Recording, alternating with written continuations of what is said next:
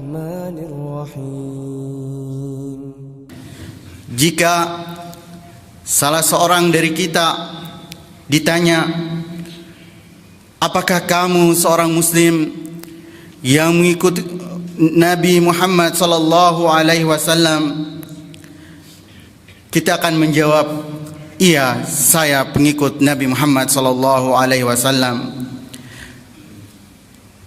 Akan tetapi jika salah seorang di antara kita ditanya, apakah Muhammad itu benar-benar seorang nabi, ataukah dia hanya seorang Arab yang mengaku sebagai nabi? Apa yang menjadi jawaban kita? Terkadang pertanyaan ini tidak terlintas di pikiran kita yang tunduk kepada Allah Subhanahu wa taala dan Rasul-Nya. Akan tetapi di zaman ini, ketika media-media sosial lebih menguasai kehidupan kita, maka pertanyaan ini muncul bagi generasi-generasi yang lama, apalagi generasi-generasi muda.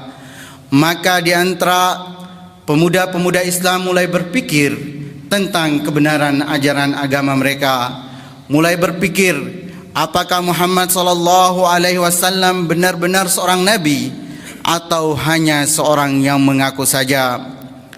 Pembahasan ini kalau kita perhatikan di pelajaran-pelajaran agama, bahkan di kajian-kajian, banyak dilupakan, padahal ini adalah pokok dan pondasi daripada kepercayaan kita kepada Nabi Muhammad sallallahu alaihi wasallam. Pada abad ke-6 Miladia atau Masehi, terdapat seorang yang namanya Muhammad, hidup di antara orang-orang Arab, hidup di antara Quraisy. Dia hidup sebagaimana orang Arab yang lain. Pengetahuannya adalah pengetahuan yang dimiliki oleh orang Arab. Bahkan dia adalah seorang laki-laki seperti kebanyakan orang Arab, yaitu buta huruf, tidak bisa membaca dan tidak bisa menulis.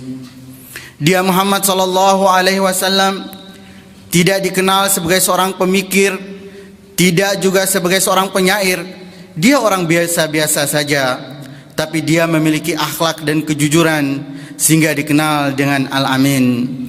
Suatu kali tiba-tiba Muhammad sallallahu alaihi wasallam mengaku kepada Quraisy, saya seorang utusan Allah Subhanahu wa taala.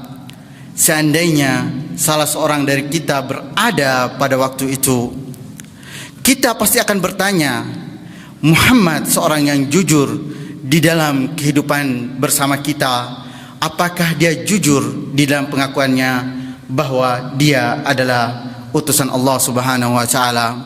Manusia waktu itu terbelah. Kebanyakan manusia tidak ada yang percaya. Mulai percayalah orang-orang terdekatnya, Abu Bakar, Khadijah, kemudian Utsman, Zubair bin Al-Awwam, dan lain-lainnya, orang-orang yang awal sekali masuk Islam. Yang jadi intinya di sini, ketika hal itu menjadi pertanyaan di zaman dulu dan mulai dipertanyakan sekarang, apakah Muhammad itu seorang nabi atau dia hanya seorang yang mengaku saja?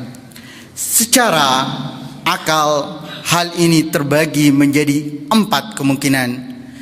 Ketika orang yang biasa-biasa saja ini mengaku mendapat wahyu atau menyebarkan suatu ajaran di mana ajaran ini tidak dikenal oleh orang Quraisy, tidak dikenal oleh orang Arab, bahkan tidak dikenal oleh umat manusia waktu itu. Kemungkinan pertama, dia berpikir, dia merenung di Gua Hira, hasil pemikirannya lahirlah Al-Quran, seperti yang terjadi pada sebagian agama. Kemungkinan yang kedua, dia belajar sendiri. Dia membaca kitab-kitab umat terdahulu, dia membaca Injil, Taurat, Zabur, dia membaca falsafah Yunani, falsafah Mesir, buku-buku hikmah dari Cina dan seterusnya. Kemungkinan yang ketiga, dia memiliki seorang guru yang mengajarkannya. Dan kemungkinan yang keempat, bahwa apa yang dia katakan itu betul-betul jujur bahwa dia mendapatkan wahyu dari Allah Subhanahu wa taala. Kita melihat kemungkinan yang pertama. Kemungkinan yang pertama adalah hasil pemikiran. Jadi seperti kata orang sekarang, kadang-kadang kita akan bangga bahwa Muhammad itu adalah orang yang paling cerdas. Ini perkataan mengandung dua sisi. Terkadang sebenarnya ingin menghilangkan kenabian Nabi. Jadi ajaran Islam itu adalah hasil pemikiran seorang yang cerdas. Di sini kita tidak mengatakan bahwa Muhammad itu tidak cerdas, tapi Nabi Muhammad adalah seorang yang cerdas. Tetapi Al-Quran ini bukan hasil dari kecerdasannya, atau ajaran Islam yang beliau sampaikan bukan hasil dari kecerdasan Nabi Muhammad SAW. Mana buktinya bahwa Islam yang diajarkan dan disampaikan bukan hasil kecerdasan? Ayat yang pertama yang diturunkan, Iqra bismi rabbikal ladzi khalaq. Bacalah dengan nama Tuhanmu yang menciptakan. Kita sering membaca Qul huwallahu ahad, Qul a'udzu birabbil falaq, Qul a'udzu birabbin nas. Di sini ada perintah, bacalah. Di sini ada perintah, katakanlah. Artinya apa? Artinya Nabi Muhammad SAW bukan mengatakan sesuatu dari dirinya. Ada orang lain yang memerintahkan beliau untuk mengatakan hal tersebut. Dari sini kita mengetahui bahwa Al-Quran ini bukan hasil pemikirannya, tapi ada orang lain yang memerintahkan untuk mengatakannya. Di dalam Al-Quran juga kita mendapatkan kisah-kisah yang sangat detail sekali. Kisah Maryam, kisah Ashabul Kahfi, dan lain-lainnya. Kisah-kisah itu seakan-akan yang menceritakannya adalah orang yang melihatnya. Ini menunjukkan bahwa ini bukan hasil pemikiran, tapi ada orang lain yang memberitahukan kepadanya. Kemungkinan yang kedua, Nabi Muhammad SAW belajar sendiri, membaca Taurat, Injil, membaca berbagai literatur yang ada di dunia pada masa itu. Dan kemungkinan ini terbantahkan karena Nabi Muhammad SAW adalah seorang buta huruf. Allah Subhanahu wa taala berfirman, "Fa'aminu billahi wa rasulihi an-nabiyil ummi." Maka berimanlah kalian kepada Allah dan kepada Rasulnya, seorang Nabi yang buta huruf. Buta huruf ini penting. Kadang-kadang sekarang kita mendapatkan sebagian orang ingin berusaha mengatakan bahwa Nabi itu adalah seorang yang pintar membaca dan pintar menulis. Kalau kita pintar membaca dan pintar menulis, itu adalah kelebihan. Buta huruf adalah kekurangan. Nabi Muhammad SAW buta huruf adalah kelebihan. Menunjukkan apa? Bahwa ajaran Al-Quran yang sampai kepada kita, bahwa Islam yang sampai kepada kita bukan hasil belajar karena dia tidak bisa membaca dan tidak bisa menulis, tapi betul-betul dari sisi Allah Subhanahu wa taala. Kemungkinan yang ketiga, ada guru yang mengajarkannya. Sebenarnya orang-orang Arab mencari tahu, ini Muhammad dapat Al-Quran ini dari mana? Ini hal yang luar biasa sekali, dia pelajari dari mana? Siapa yang mengajarkannya? Mereka berusaha mencari tahu. Ketika dia pergi ke Syam, ketika berdagang, dia berdagang dalam rombongan perdagangan. Seandainya dia belajar, akan diketahui oleh kafilah perdagangannya.